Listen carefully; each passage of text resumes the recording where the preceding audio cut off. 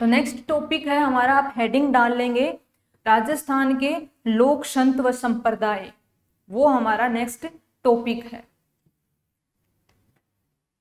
ठीक है, राजस्थान के धार्मिक संत, लोक संत, एक यहां पे ऐड कर लेंगे संप्रदाय। ठीक है, धार्मिक आंदोलन,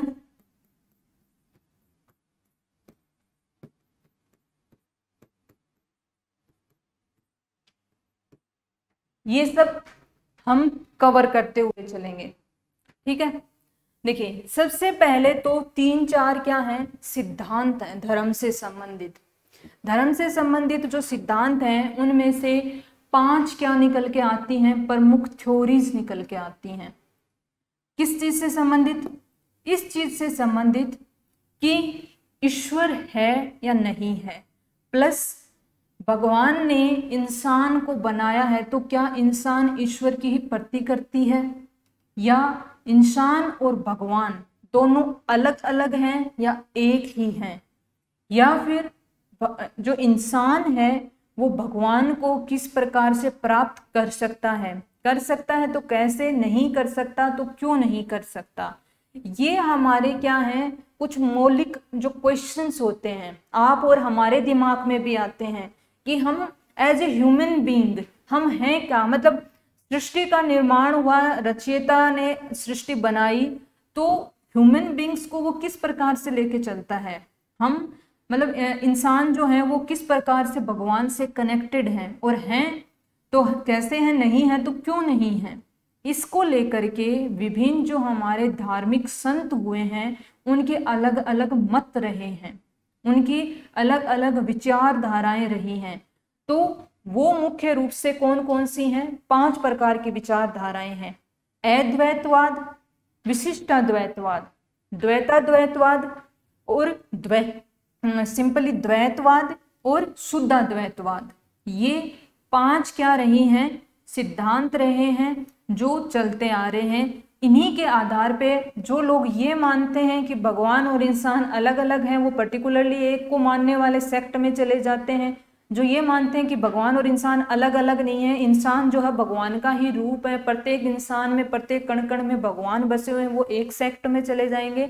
वो कौन से में क्या है ये हम क्या करेंगे, 1 बाय 1 स्टडी करेंगे कि कौन सा सिद्धांत क्या कहता है और कौन से सिद्धांत को किसने प्रतिपादित किया था, कौन देने वाला था उसको। ये हमारा आज का मुख्य रूप से इस टॉपिक का पहला पार्ट है।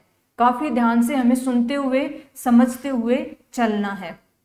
देखिए सबसे पहले आता है अद्वैतवाद। साउथ इंडिया में जो है गौड़पदाचार्य हुए। ठीक है, साउथ इंडिया में सबसे पहले क्या हुए, गौड़पदाचार्य हुए। तो उसमें क्या हुआ, उनके शिष्य हुए गोविंदाचार्य। ठीक है, ठीक है, हम यहाँ पे बात क्या कर रहे हैं, बात ये कर रहे हैं कि 5 प्रकार के सिद्धांत हैं। 5 प्रकार के सिद्धांत में से सबसे पहला सिद्धांत जो आता है वो आता है अद्वैतवाद का। देखिए सबसे पहले तो हम अद्वैतवाद जो है,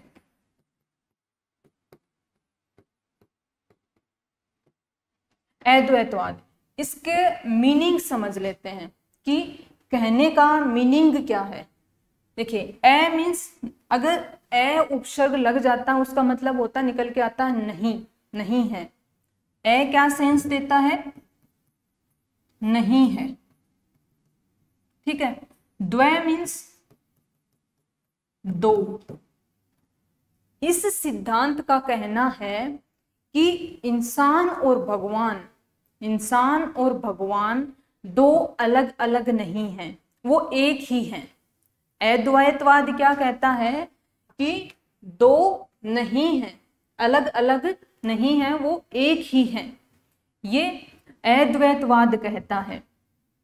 अब नेक्स्ट हम बात करें कि ये दिया किसने। अद्वैतवाद का सिद्धांत जो है मुख्य रूप से शंकराचार्य का माना जाता है। शंकराचार्य जो साउथ इंडिया के बहुत बड़े जो है विद्वान हुए हैं जिन्होंने इस सिद्धांत को प्रतिपादित किया। उन्होंने कहा कि ये मनुष्य का भ्रम है, मनुष्य का भ्रम है, वहम है कि वो इंसान और भगवान को अलग अलग मानता है, जबकि इंसान और भगवान एक ही चीज है। प्रत्येक कण कण में भगवान है, और तो प्रत्येक कण कण में अगर भगवान है तो प्रत्येक इंसान में भी भगवान है। यानी कि कहने का मतलब क्या हो गया, शंकराचार्य जी कहना चाहते थे कि इंसान और भगवान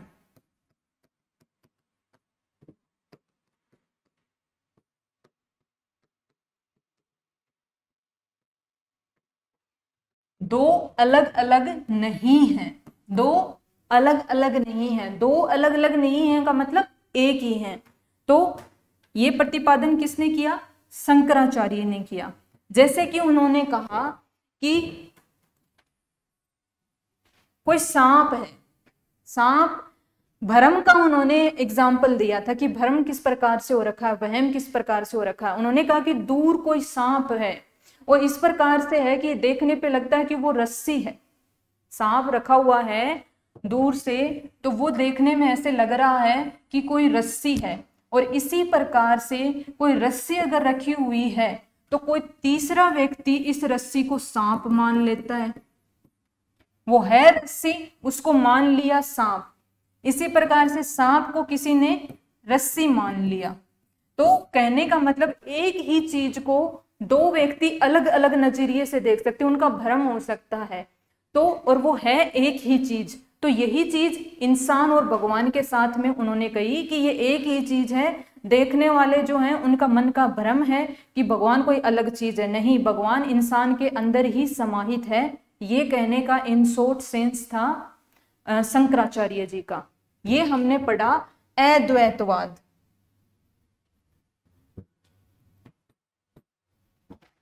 ये पढ़ा अद्वैतवाद। विशिष्टाद्वैतवाद, विशिष्टाद्वैतवाद जो है वो क्या कहता है कि दो हैं, द्वैत मीन्स हैं दो, ए नहीं लगाया है, दो हैं, लेकिन विशिष्ट परिस्थितियों में, विशिष्ट परिस्थितियों के अंदर जो है दो को एक किया जा सकता है। कहने का मतलब क्या है, रामानुजाचार्य ने ये सिद्धांत प्रतिपादित किया था। रामानुजाचार्य जो हैं वो नाथ मुनि के शिष्य हुए थे रामुनाचार्य, और रामुनाचार्य के शिष्य हुए रामानुजाचार्य। सबसे पहले कौन हुए, नाथ मुनि हुए। नाथ मुनि के जो है शिष्य हुए रामुनाचार्य, और रामुनाचार्य के शिष्य हुए रामानुजाचार्य। अब रामानुजाचार्य ने विशिष्टाद्वैतवाद का सिद्धांत दिया।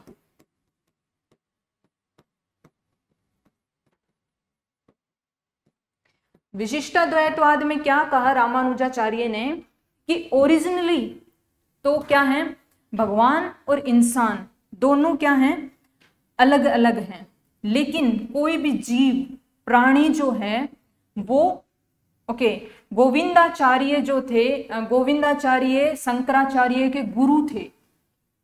गोविंदाचार्य इनके जो है शंकराचार्य के गुरु हुए।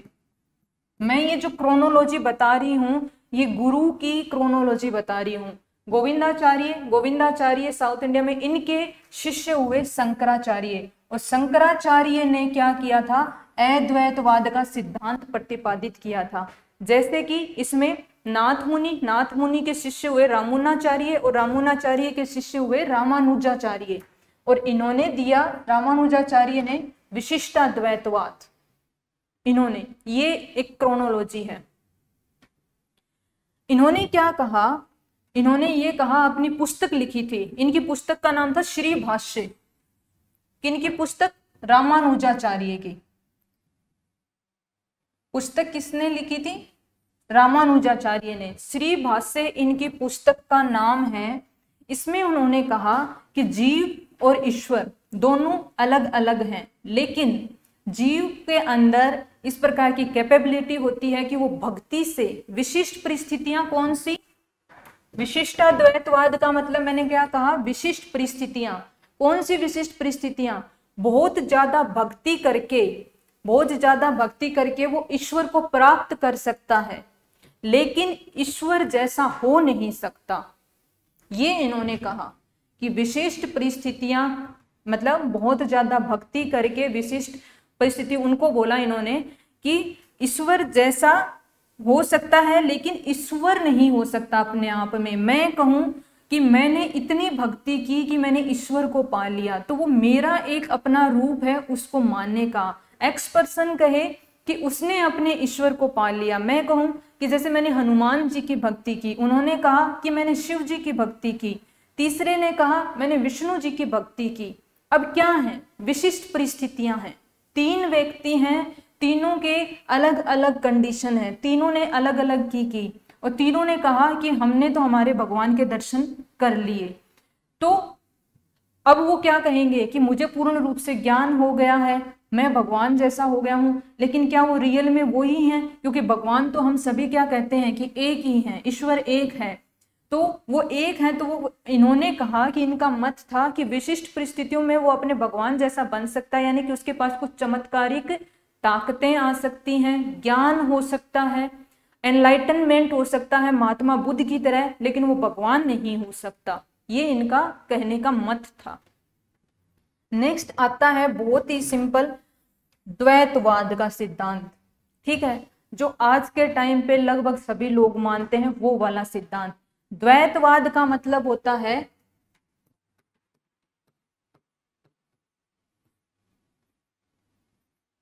द्वैतवाद का मतलब होता है दो।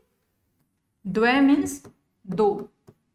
द्वैतवाद सिंपली कहता है, मध्वाचार्य जी ने ये सिद्धांत प्रतिपादित किया था कि भाई साहब, ना तो इंसान भगवान है और ना ही इंसान भगवान बन सकता है। मध्वाचार्य जी ने कहा कि इंसान और भगवान दोनों अलग अलग हैं, दो अलग अलग एंटिटी हैं। ये इन्होंने कहा दो ही नहीं तीन हैं, दो तो इस इंसान और भगवान पर्टिकुलरली हैं ही। तीसरी चीज उन्होंने कहा प्रकृति, नेचर जो है वो इंसान और भगवान इन दोनों से भी अलग एक प्रकृति भी एग्जिस्ट करती है, नेचर भी है। तो इन्होंने कहा कि द्वैतवाद में प्रकृति, जीव और ब्रह्म, तीन चीजें। कौन कौन? प्रकृति, जीव और ब्रह्म। ब्रह्म का मतलब ये वाला ब्रह्म, नॉट दिस ब्रह्म। इसका मतलब तो बहम होता है ना, ये है ब्रह्मा वाला ब्रह्म। ये तीन चीजें हैं और तीनों की तीनों अलग होती हैं, जिसमें से अभी तक हम ऊपर सिद्धांतों की बात सिर्फ दो के पर्सपेक्टिव कर रहे थे। कौन कौन? इंसान और भगवान। तो प्रकृति को एक बार छोड़ दें तो द्वैतवाद कहता है कि जीव और ब्रह्म जो हैं वो अलग अलग चीजें हैं। क्यों हैं? क्योंकि इंसान जीव जो हैं वो चेंज होते रहते हैं, लेकिन भगवान का तो हम ये मानते हैं कि वो चेंज हो ही नहीं सकते। भगवान तो सनातन काल से, आदि टाइम से एक ही हैं। तो भाई भगवान सनातन टाइम से एक ही हैं और आप कहना चाहते हो कि इंसान भी भगवान ही है, तो फिर इंसान चेंज कैसे होता है? हम तो ये भी मानते हैं ना कि आज इंसान ये बना, इतनी 36 करोड़ जन्म लेता है, इस प्रकार से कहता है कि आज है ना कीड़ा मकोड़ा बनेगा, ये बनेगा, वो बनेगा। तो इंसान तो चेंज हो रहा है, जीव चेंज होता है, लेकिन भगवान तो कभी चेंज नहीं होते। अगर ऐसा है तो दैट मीन्स दो हैं, अलग अलग हैं। तो इन्होंने कहा द्वैतवाद। और तीसरी चीज उन्होंने ऐड कर दी यहाँ पे प्रकृति की, प्रकृति भी अपने आप में अलग है। ये दिया सिद्धांत किसने? मध्वाचार्य जी ने दिया था। ठीक है, मध्वाचार्य ने दिया। इनकी पुस्तक का नाम है पूर्ण प्रज्ञ भाष्य। देखिए, पुस्तकों के नाम याद करने हैं क्योंकि ये इंपॉर्टेंट हैं। मध्वाचार्य की पुस्तक का नाम है पूर्ण प्रज्ञ भाष्य। ठीक है, अब इनकी बात का फिर खंडन हुआ। ठीक है, क्यों हुआ? क्योंकि कालांतर में ये इतना ज्यादा इन डेप्थ हमें याद नहीं रखना कि खंडन क्यों हुआ। मैं इसकी थोड़ी सी आपको स्टोरी ही बता देती हूँ। मध्वाचार्य जी ने अपनी इस बात को सिद्धांत के रूप में प्रतिपादित किया और एक पुस्तक भी लिख दी, पूर्ण प्रज्ञ भाष्य। बाद में क्या हुआ? इनके अनुयायी बन गए। इनके अनुयायियों ने ही इनसे क्वेश्चन पूछा। इन्होंने क्या किया था? इन्होंने भगवान को कहा कि भगवान चेंज नहीं होते, भगवान बहुत दयालु होते हैं, जीव मात्र के प्रति दया रखते हैं, हमेशा अच्छा ही सोचते हैं, और जो है उनकी ही बनाई हुई प्रकृति है, उनके ही बनाए हुए जीव हैं। तब फिर लोगों ने इनसे पूछा कि ठीक है, आप कहते हो तो मान लेते हैं कि हैं अलग अलग और भगवान के ही बनाए हुए हैं, और भगवान तो चेंज होते नहीं, वो तो हमेशा से एक ही हैं, और जीव चेंज होते रहते हैं। फिर आप मुझे ये बताइए कि भगवान जीव, तो उनकी संतान हैं जीव, और वो उनके प्राणी मात्र हैं, तो कभी भी भगवान जो हैं उनको दुख क्यों देते हैं? दुख क्यों देते हैं? दूसरा चीज कि इसका मतलब क्या हो गया? वो दुख देते हैं तो इन्होंने कहा कि भगवान को गुस्सा आ गया। भगवान को गुस्सा क्यों आ गया? इन्होंने कहा कि ईश्वर को गुस्सा क्यों आ गया? जो खंडन करने वाले थे, अन्य जो अनुयायी थे, तो दैट मीन्स भगवान का भी मूड चेंज हो रहा है, दैट मीन्स भगवान भी चेंज हो रहे हैं, और आप तो कहते हो कि भगवान कभी चेंज नहीं होते। इन्होंने कहा कि प्रलय क्यों आती है, तो इनके पास जवाब नहीं था इस चीज का। तो द्वैतवाद का जो सिद्धांत है वो भी सर्वमान्य नहीं है, यानी कि हाँ कुछ हद तक जो है आज के टाइम पे भी आप और हम यही मानते हैं, हम हमेशा यही कहते हैं कि भगवान तो एक है, वो तो अलग है, और हम तो जीव मात्र हैं, ये हम कहते हैं। लेकिन बहुत सारे जो क्वेश्चंस हैं वो अनआंसर्ड रह जाते हैं, द्वैतवाद के सिद्धांत से इनका खंडन होता है कि ये इस तरीके से हर चीज का आंसर नहीं कर सकते आप द्वैतवाद से, इसका सिद्धांत पूर्ण रूप से परिभाषित नहीं हो सकता। चौथा हमारा सिद्धांत आता है द्वैताद्वैतवाद। इन्होंने कहा कि झगड़ा ही खत्म करते हैं, दोनों ही मान लो, कभी तो मान लो दो हैं, और जब वहां पे दो वाली स्टोरी फिट नहीं बैठे तो वहां पे मान लो कि दो नहीं है, अद्वैत है, यानी कि एक ही है। सिंपल फंडा कि द्वैत भी है, द्वैताद्वैतवाद के अंदर अगर इसका संधि विच्छेद करें हम तो द्वैत और अद्वैत दोनों शब्द मिले हुए हैं, यानी कि द्वैत है और अद्वैत यानी कि दो नहीं भी हैं। इसका मतलब दो हैं और दो नहीं भी हैं। इसी जो सिद्धांत को हंस सिद्धांत, देवऋषि सिद्धांत, सनकादिक सिद्धांत और भेदाभेदवाद, यानी कि भेद है, भेद है का मतलब अलग अलग हैं। दूसरा अभेद, यानी कि भेद नहीं है, मतलब दो अलग अलग नहीं है, यानी कि आपकी जो है आप अपनी जो है सुटेबल हो करके किसी भी प्रकार से, इन्होंने कहा कि आपकी इच्छा है कि कैसे भी आप द्वैत और अद्वैत दोनों मान लो। किसने दिया था ये सिद्धांत? निम्बार्काचार्य ने दिया था। निम्बार्काचार्य ने द्वैताद्वैतवाद का सिद्धांत दिया था। देखिए ये मैं आसान शब्दों में समझाने की कोशिश कर रही हूँ कि आप दो भी मान लो नहीं मान लो, इतना आसान नहीं है, इतना आसान नहीं है, और इस प्रकार से इन्होंने बोला भी नहीं है। इनके कहने का मतलब ये था जो यहाँ पे इन्होंने समझाने की कोशिश की। सबसे पहले तो इनके पुस्तक का नाम देख लेंगे हम, वेदांत पारिजात। ठीक है, इन्होंने कौन सी पुस्तक लिखी थी? वेदांत पारिजात लिखी थी। देखिए इस चीज को इन्होंने इसके थ्रू जो है एक्सप्लेन करने की कोशिश की कि ब्रह्म यानी कि भगवान वो है सर्वज्ञ, सब कुछ जानने वाला, और जीव वो है अल्पज्ञ, यानी कि उनको सब कुछ नहीं पता। तो अगर एक ही होते तो जीव अल्पज्ञ क्यों होते? सोचने वाली बात है ना, कि हम शंकराचार्य की बात मान लें कि एक ही है, भगवान और इंसान एक ही है, अगर एक ही होते तो जीव अल्पज्ञ क्यों होते? वो भी सर्वज्ञ होते, उनको भी सब कुछ पता होता। अलग हैं तभी तो क्या है, अलग हैं तभी तो अलग अलग उनका लेवल ऑफ नॉलेज है, अलग अलग हैं तभी उनका ज्ञान अलग अलग लेवल का है। दूसरा इन्होंने कहा कि जैसे ये तो इन्होंने किसके पक्ष में अपना तर्क रखा? ये तर्क रखा इन्होंने अलग अलग के द्वैतवाद के संबंध में रखा इन्होंने, ये वाला दूसरी चीज अद्वैतवाद का इन्होंने कहा, क्योंकि इन्होंने दोनों कहा ना, द्वैत और अद्वैत, तो ये तर्क है अद्वैतवाद के लिए। ठीक है, तो अद्वैतवाद के लिए इन्होंने क्या कहा कि पेड़ है, पेड़ एक एंटिटी है, अलग है, लेकिन पत्तियां भी तो उसका हिस्सा ही हैं। सूर्य है, किरणें भी तो उसका हिस्सा हैं। प्राण है, यानी कि जीव है, प्राण का मतलब जो जीवन है। इंद्रियां, 5 सेंसेस होते हैं हमारे, जो स्किन, टंग, आंख, नाक, जो 5 हमारी इंद्रियां होती हैं, जो माना गया है, सेंसेस माने गए हैं, वो क्या है, एक जीव का हिस्सा है। तो पत्तियां अपने आप में एक अलग हैं, प्रत्येक पत्ती हम तोड़ सकते हैं पेड़ से पत्ती तोड़ सकते हैं। एक पेड़ में बहुत सारे लाखों के संख्या में पत्तियां हो सकती हैं, लेकिन क्या वो पेड़ से अलग हैं? हम ओवरऑल तो उसको क्या बोलते हैं, पेड़ ही बोलते हैं ना। सूर्य की लाखों करोड़ों किरणें हैं, पूरे जग को प्रकाशमान करती हैं, लेकिन एक ही स्रोत सूर्य से निकल के आती हैं।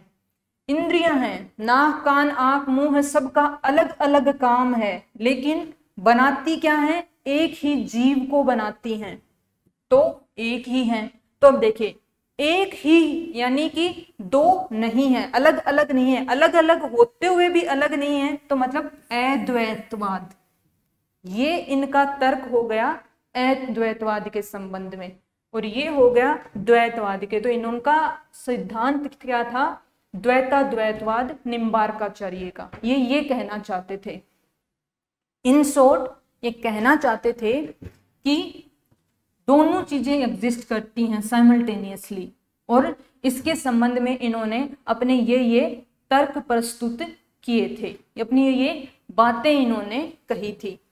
लास्ट में आ जाते हैं कौन, शुद्धाद्वैतवाद। शुद्धाद्वैतवाद का मतलब हो गया कि शुद्ध रूप से इन्होंने कहा, वल्लभाचार्य ने, जिनकी पुस्तक का नाम है अणुभाष्य ने इन्होंने कहा कि ठीक है, हम यही मान लेते हैं कि विशुद्ध रूप से जो हैं दोनों अलग अलग ही हैं, इंसान और जीव, और आप जो है भगवान की भक्ति करिए, आप भगवान की भक्ति से अपने कुछ जो ईश्वर के प्रति अपने जो कार्य हैं, आप अपनी संतुष्टि से उनको प्राप्त कर सकते हैं, लेकिन ना आप ईश्वर हैं और ना ईश्वर आप बन सकते हैं। शुद्ध रूप से आप दो अलग अलग चीजें ही हैं, ये इन्होंने कहा शुद्धाद्वैतवाद, और ये वल्लभाचार्य के द्वारा प्रतिपादित है ये सिद्धांत, और इनकी पुस्तक का नाम है अणुभाष्य। आई होप आप सभी लोगों को ये क्लियर हुआ होगा कुछ हद तक। ये 5 सिद्धांत इस प्रकार से हैं।